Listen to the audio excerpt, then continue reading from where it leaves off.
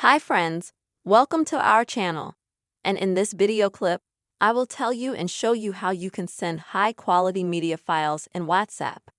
Friends, please subscribe to this channel, put your likes, and also don't forget to write comments at the end of the video. And let us get down to our topic. To do this, open the WhatsApp app on your phone.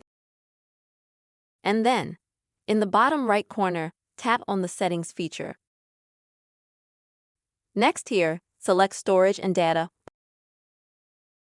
and then click on this Data Upload Quality setting.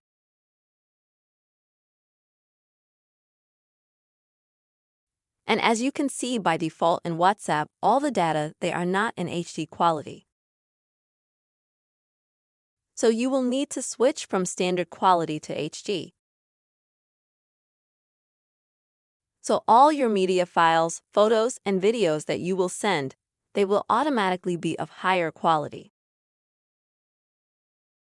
This is the very simple way, friends. You can easily send higher quality media files on WhatsApp. I really hope you found this video helpful and useful. Please subscribe to the channel, put your likes, and write your comments. See you soon.